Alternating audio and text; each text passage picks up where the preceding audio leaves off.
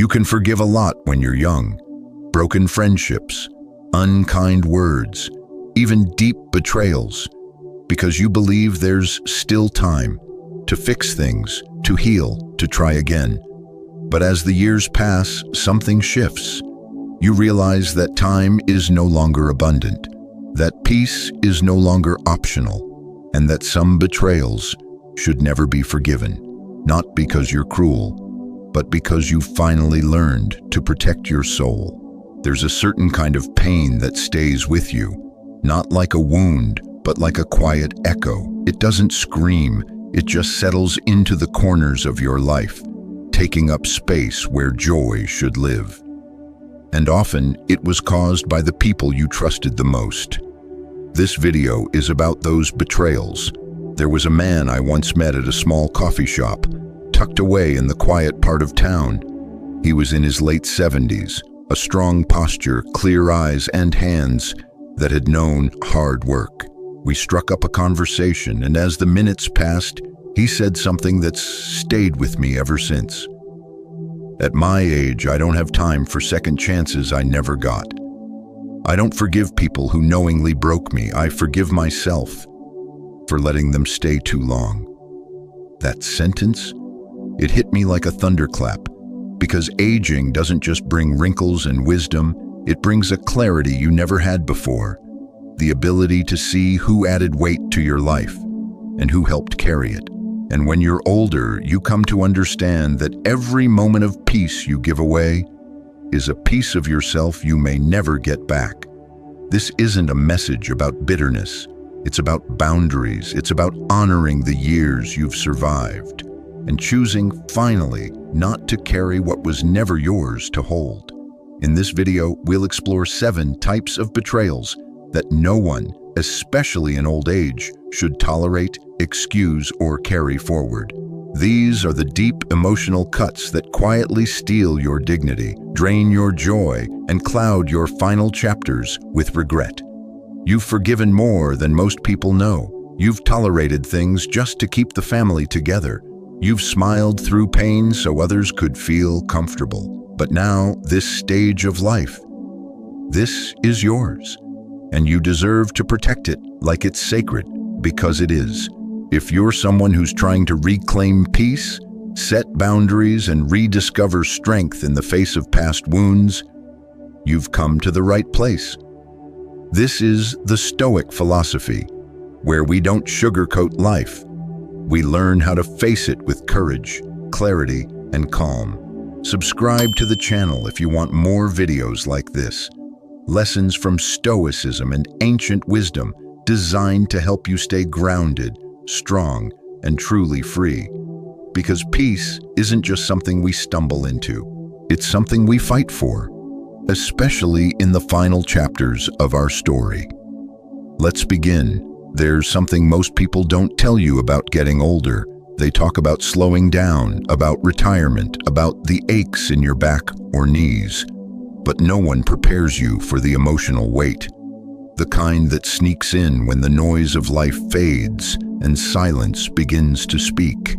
In your younger years, betrayal feels loud. It's shouting, tears, arguments, broken phones, and slammed doors. But as you age, betrayal changes. It becomes quieter, colder. It arrives as silence from someone who used to call, as an absence during your hardest days, as polite smiles that cover up years of hidden resentment. It comes not always from enemies, but from your children, your siblings, your closest friends, even the partner you once thought would never leave. And the hardest part? It's not just the betrayal itself. It's the aftermath. The years you spend wondering if you should have done something different, been stronger, spoken louder, or walked away sooner. Let me tell you a story. There was a woman named Ruth. She spent her whole life giving to her family, her church, her neighbors. She was the one everyone called in a crisis, the one who always had a spare room, a warm meal, a kind word. But when her husband passed away after 43 years of marriage, she found herself alone. Her sons were too busy, her friends vanished after the funeral, and the only calls she got were from bill collectors. She told me once, "I built my life around people who left me the moment I stopped giving." That, right there, is the problem. When you're young, you can chalk it up to immaturity, to life moving fast. But in old age, betrayal hits differently, because you're not just losing people, you're losing time. Time to heal, time to rebuild, time to live the life you spent decades earning. And worst of all, many older people are told to just forgive and let go. Don't hold grudges, they say. You're too old to be angry. But what they don't understand is, it's not about anger, it's about dignity. It's about refusing to let someone rewrite your story as if your pain was a small inconvenience. There are betrayals that, when carried into old age, steal your peace like a thief in the night. They don't just hurt, they shape how you view the rest of your life. They make you doubt your worth, your memories, your choices. And forgiveness, while beautiful, is not always the answer. Sometimes what you need isn't forgiveness. It's a boundary. It's an empty chair at the dinner table. It's saying, "I remember what you did, and I choose me this time."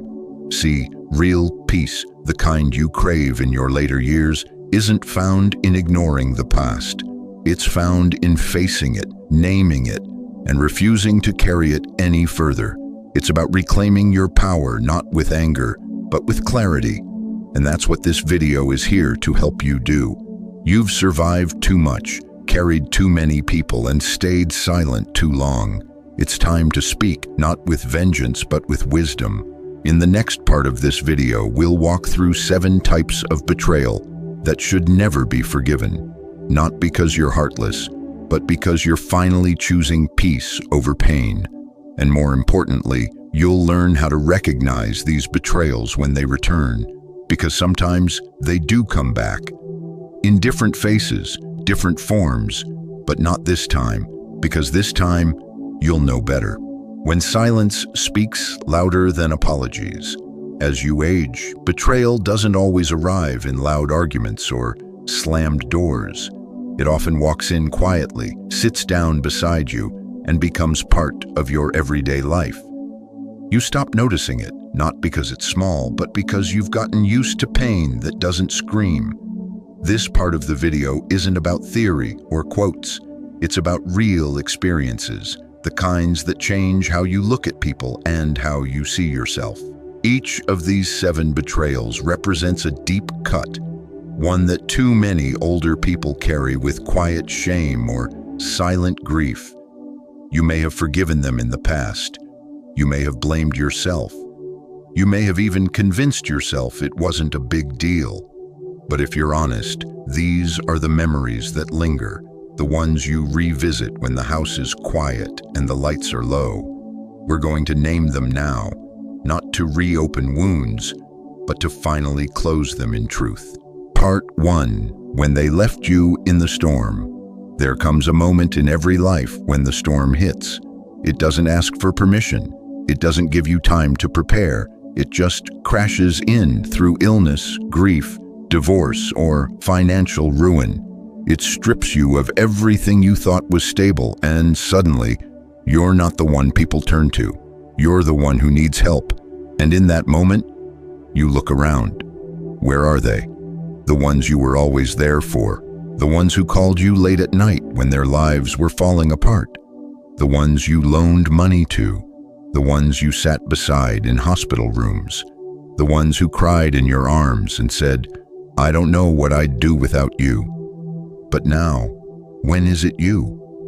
They vanish like smoke. That kind of silence is not empty. It is loud, deafening. And once you've heard it, truly heard it, you can't unhear it. There was a man named Walter I met through a support group for widowers. He'd been married 48 years. When his wife died suddenly of a stroke, he was wrecked, and so were his adult kids. Or so he thought. But 2 weeks after the funeral, they stopped calling. His daughter moved back across the country. His son said, "You'll be fine, Dad. You're tough," and then didn't check in for months. The same neighbors who used to show up every Sunday for dinner stopped knocking. He told me something I'll never forget.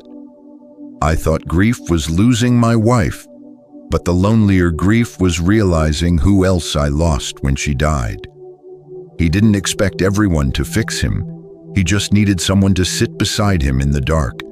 But they chose to walk away, not because they were too far, but because being close meant being uncomfortable. That's the truth no one wants to admit. People leave when you're no longer convenient. Sometimes it's because they don't know what to say. Other times it's because they never truly loved you, just what you did for them. But no matter the reason, the pain is the same. And it's worse in old age, because you no longer have decades to rebuild your support system.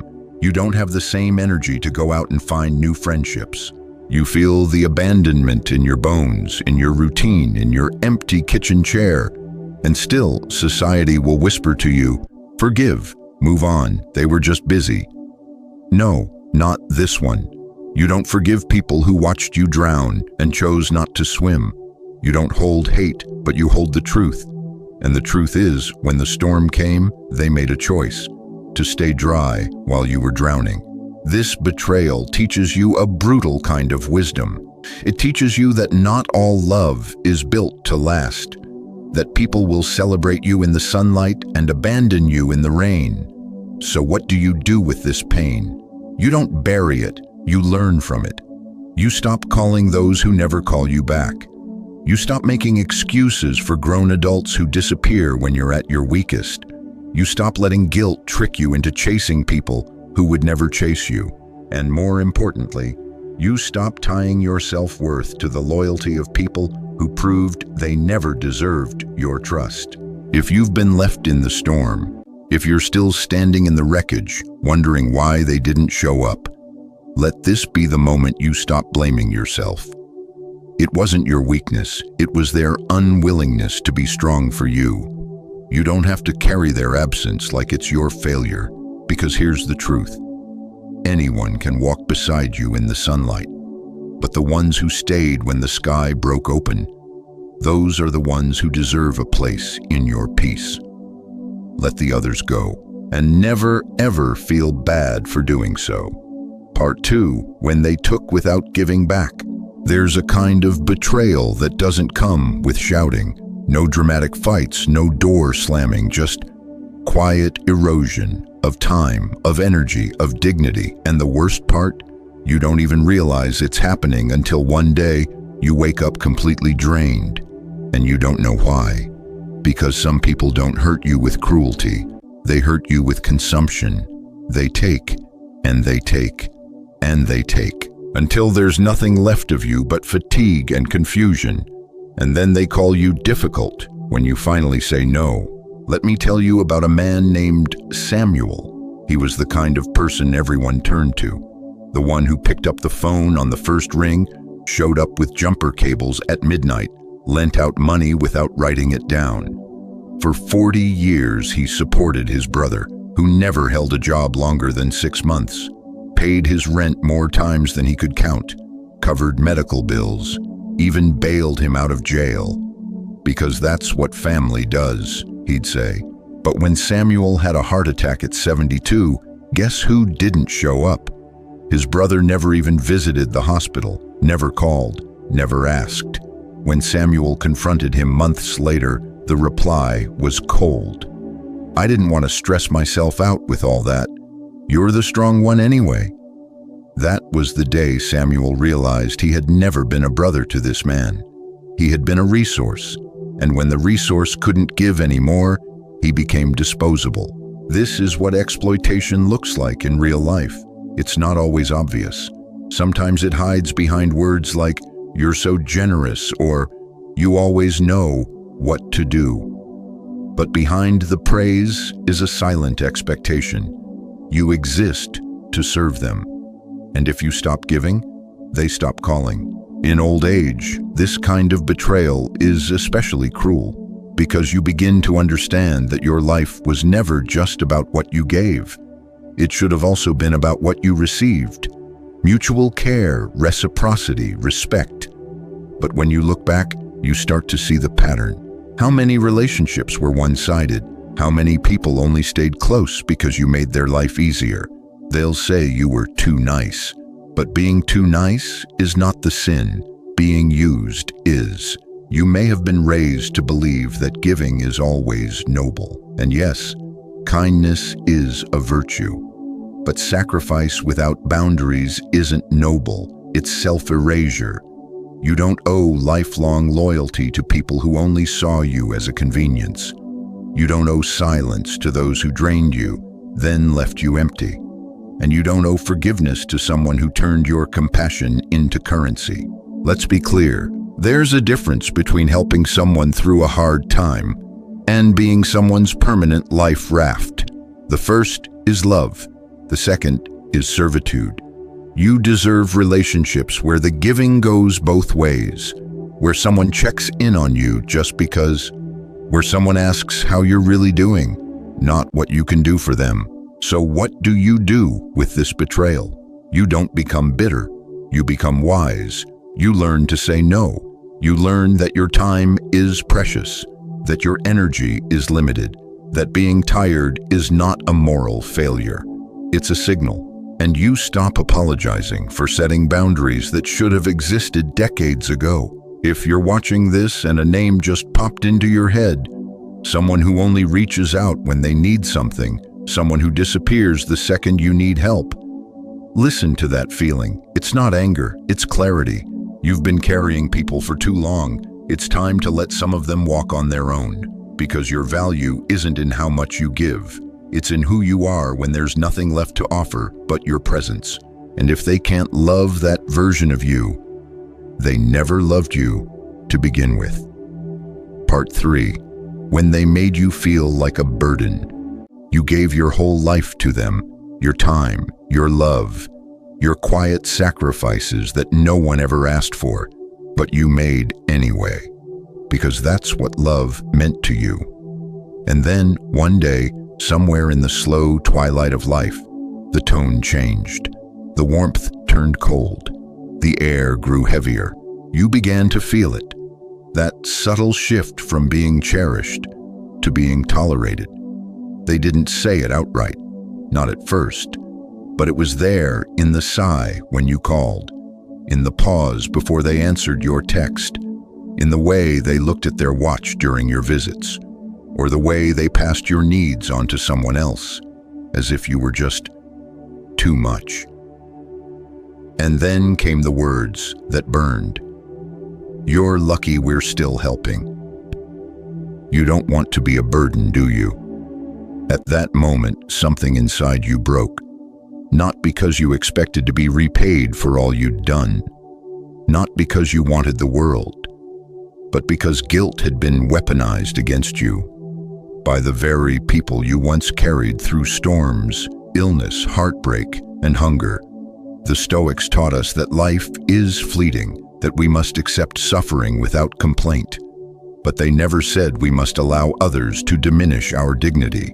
Marcus Aurelius himself wrote, "Never esteem anything as of advantage to you that will make you break your word or lose your self-respect." When someone repeatedly makes you feel like a burden, they are not helping you, they are controlling you. They give just enough to hold the moral high ground, and then they use it like a whip. Guilt becomes a leash and love becomes a transaction. This is one of the most silent betrayals in old age. It often comes from those we raised, cared for, mentored, or even saved from ruin. It doesn't wear the face of violence or abandonment. It wears a smile. It sounds like, "I'm doing this for you." But beneath it is resentment, and beneath that, neglect. Forgiving this kind of betrayal is not stoic. It is naive. You are not a burden. You are the living memory of countless acts of courage, kindness, and resilience. You have earned your place at the table, not as a charity case, but as the foundation upon which many lives were built. You deserve care without guilt, support without shame, and love without debt. Let this part of your life be filled not with people who count the minutes they spend with you, but those who treasure them, those who see your wisdom, not your wrinkles, your presence, not your dependency. those who do not dare to make you feel small for needing what they will one day need themselves. Remember, when they make you feel like a burden, they are revealing their character, not yours. And that is a betrayal you must never forget. Never let guilt be the language of love. Never stay silent when respect is replaced by pity. And never, ever accept the lie that your worth has an expiration date. Because you are not a burden. You are a blessing they stopped recognizing. And the moment they did, that's when the betrayal began. Part 4. When they silenced your voice. There was a time when your words carried weight, when your opinion mattered. At family dinners, people listened. When a decision had to be made, they asked you first. You were the steady hand, the wisdom in the room. And even when you didn't speak much, the silence around your voice meant something. You were heard, even before you said a word. But slowly, that changed. At first, it was just a joke. Okay, boomer. And everyone laughed. You laughed too, not because it was funny, but because that's what you do when you want to keep the peace.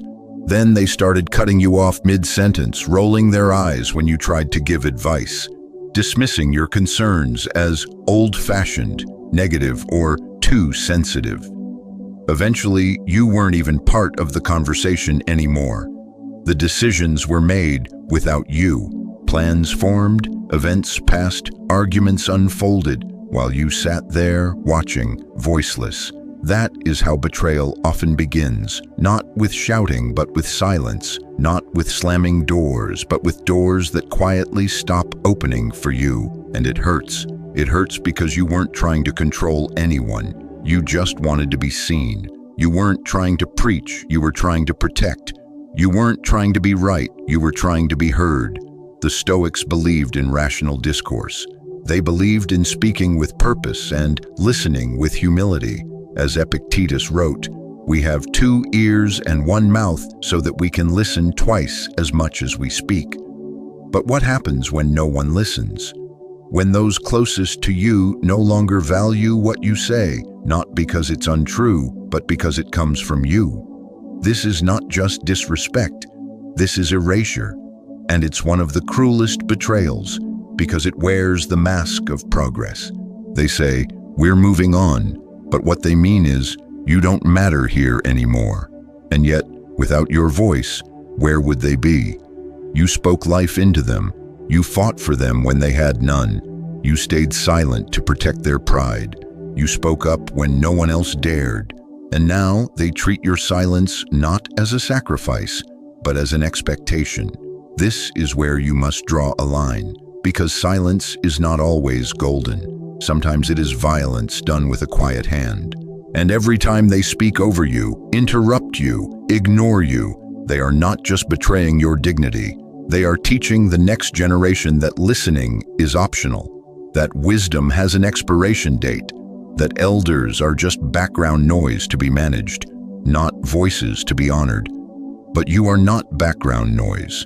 You are the voice that held the family together. You are the stories they forgot to ask about. You are the truth they're not ready to hear. Let them know. You may be older, but you are not obsolete. Let them feel the strength of your silence when it is chosen, not imposed. Let them learn that when they silence you, they don't just lose your words, they lose your trust. And that is a loss far greater than they realize. So speak. Speak clearly. Speak calmly. Speak with the full weight of your years, your pain, and your love. And if they still refuse to hear you, walk away with your dignity intact. Because being silenced by your own blood is not something you simply forgive. It is something you remember, so you never let it happen again. Part 5. When they watched you struggle and did nothing. There are wounds that come not from what people do to you, but from what they refuse to do when you need them most. When life brought you to your knees, sickness, divorce, debt, heartbreak, what hurt wasn't just the struggle itself. It was the silence from those who claimed to love you, the empty phone, the absence at the hospital, the unread messages, the unreturned calls. You didn't need much, just a ride, a visit, a helping hand, a word of encouragement, a warm meal. Someone said, "You don't have to go through this alone." But no one came. They saw. They knew. You know they knew. And yet, they did nothing. That's the betrayal people don't talk about enough. The betrayal of neglect.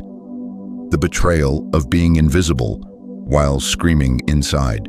Because when you're drowning and the people standing on the shore just watch, not only do you suffer, but you start to question if you ever mattered to them in the first place.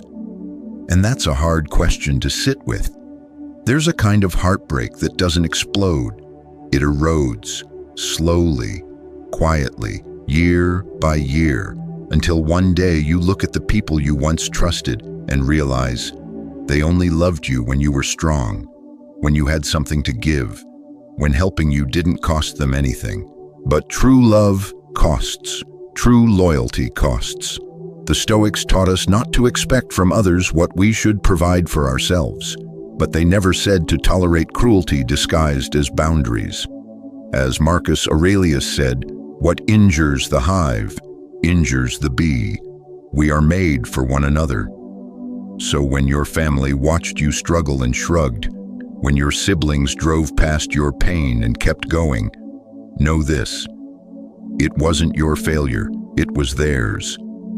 Their failure to show up, their failure to carry even a corner of your burden, their failure to live by the very values they demand from others.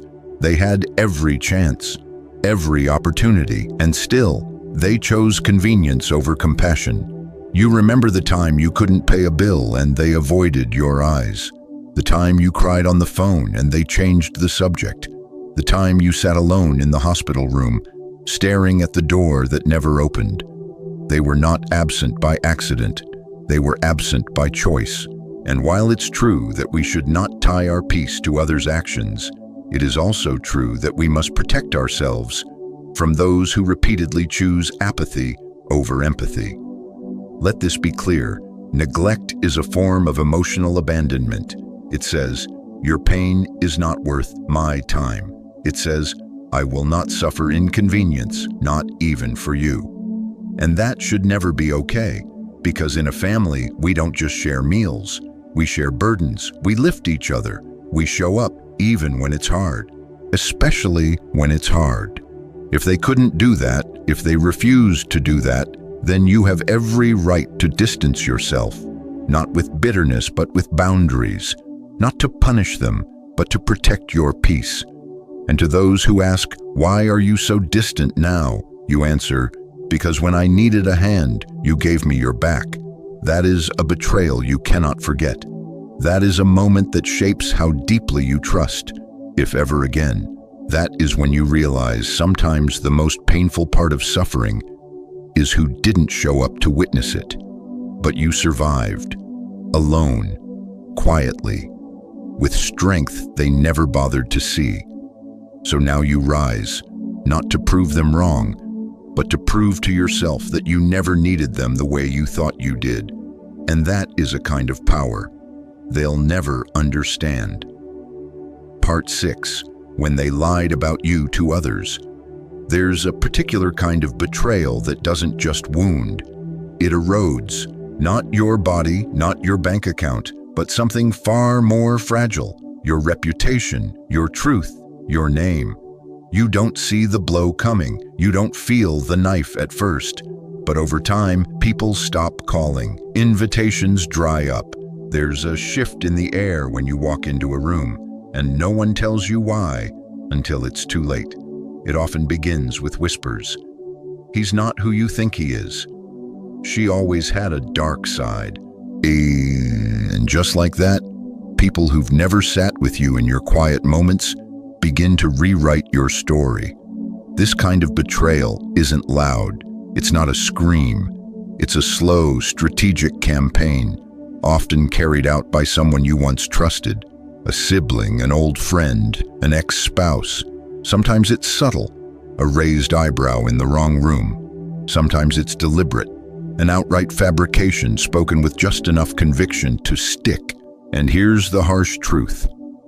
The world often believes the liar before it ever asks the accused.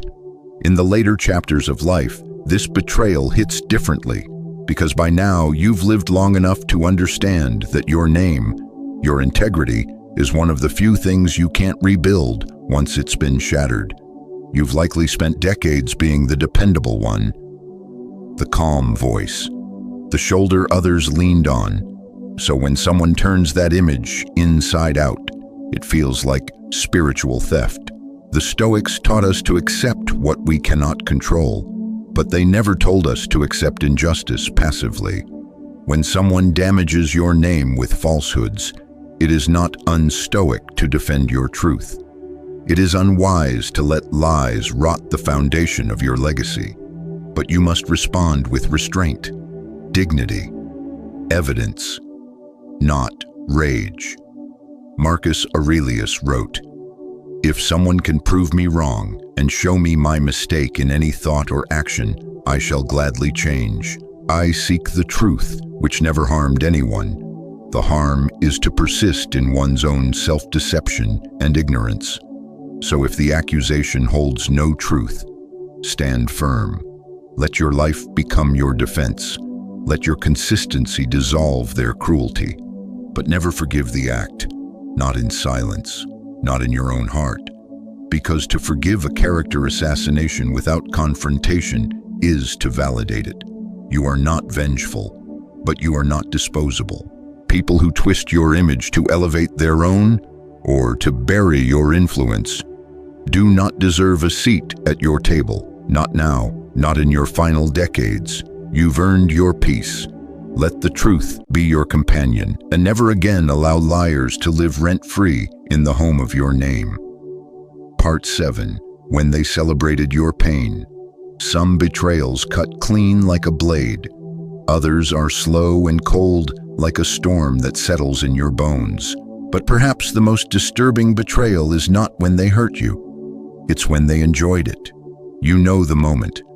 Maybe you don't talk about it often, maybe you never told anyone. But it's there, the day you were down, broken, grieving, or struggling. And they smiled.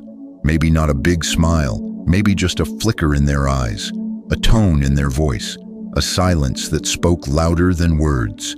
They didn't offer a hand. They didn't look away in shame.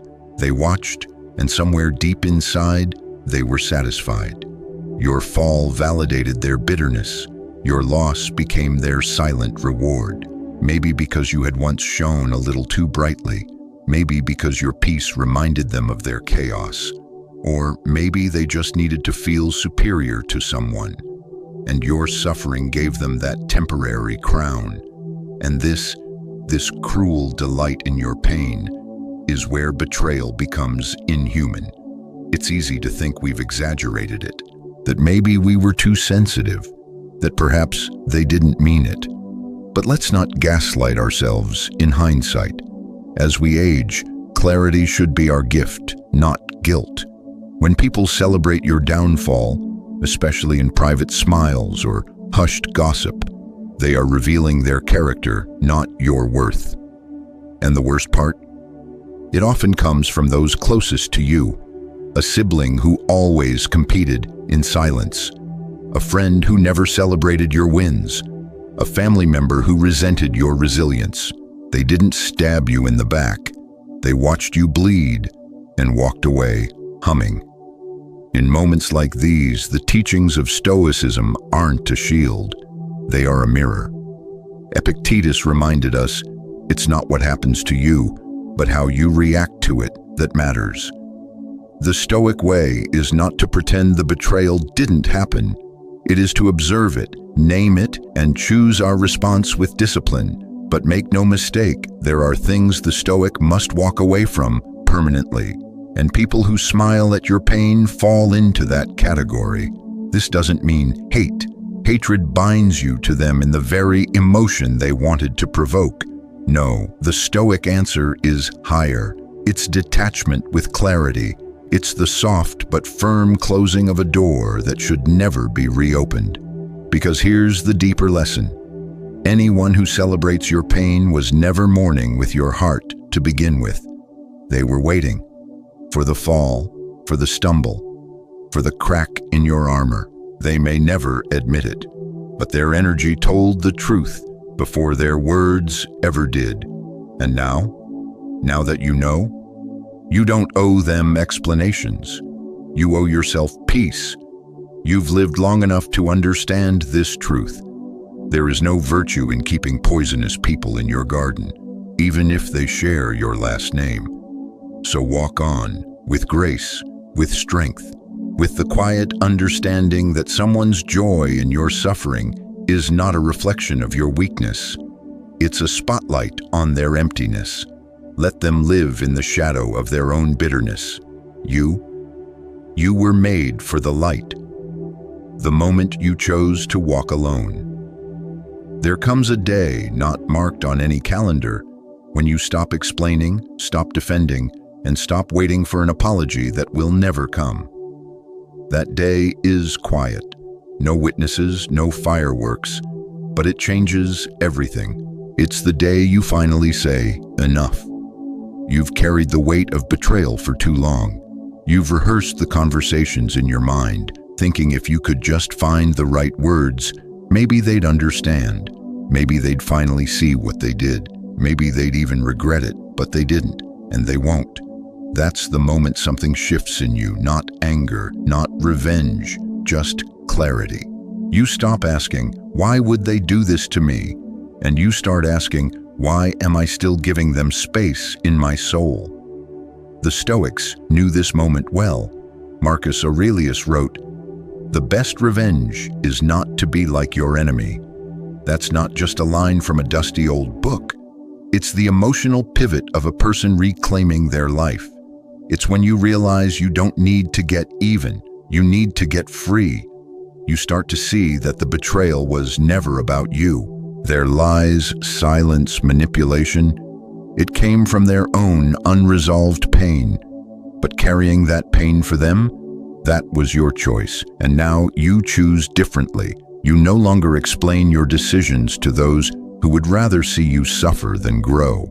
You no longer beg for connection from those who mock your sincerity. You no longer tolerate cruelty disguised as family or that's just how they are.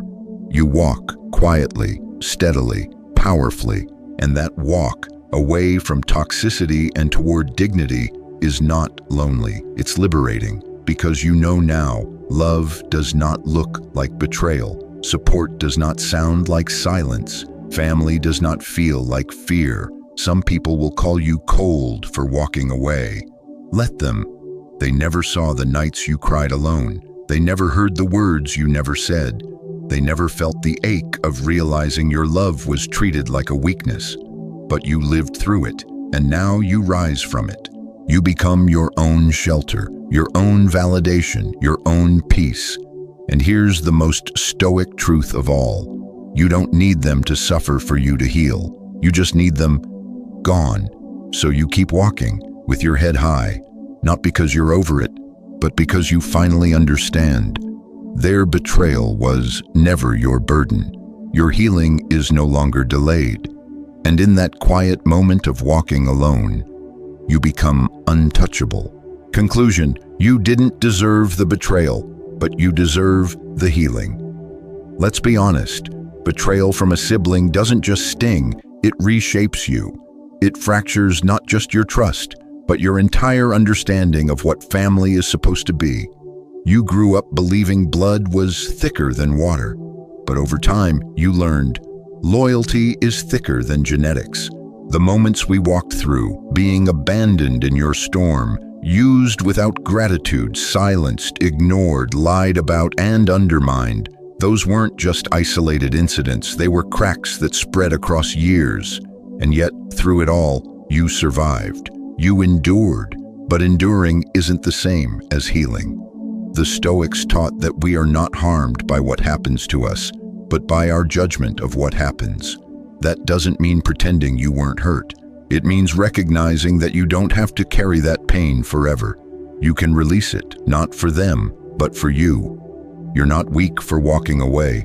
You're not heartless for setting boundaries. You're wise. You're finally choosing peace over drama, truth over illusion, and dignity over dysfunction. And that is strength. This isn't just about the past. It's about what comes next. From this moment on, you get to decide who has access to your heart, who earns your time, who deserves your truth. Not everyone gets a second chance just because they share your last name. You are not broken by betrayal. You are refined by it. So take a deep breath. Let go of the weight that was never yours to carry. And remember, the healing doesn't come from revenge. It comes from rebuilding your life without them in it. Your future starts where their damage ends. Continue the journey. You're not alone in this. If this video spoke to your heart, I want you to know you're not alone. So many of us carry wounds we rarely speak of, especially when they come from those who share our blood. But the beauty of this path, the Stoic path, is that healing begins the moment we choose truth over silence, courage over resentment, and peace over chaos. If you found strength or clarity here today, I invite you to explore more. On this channel, The Stoic Philosophy, you'll find more videos that go deeper into these emotional battles, how to stay grounded, how to reclaim your self-worth, and how to live with dignity and peace, even when the people closest to you don't understand your journey. We release thoughtful, empowering content every week, so if you haven't already, please consider subscribing. That way, you won't miss any upcoming videos designed to help you build a stronger mind, a more peaceful heart, and a life filled with quiet power.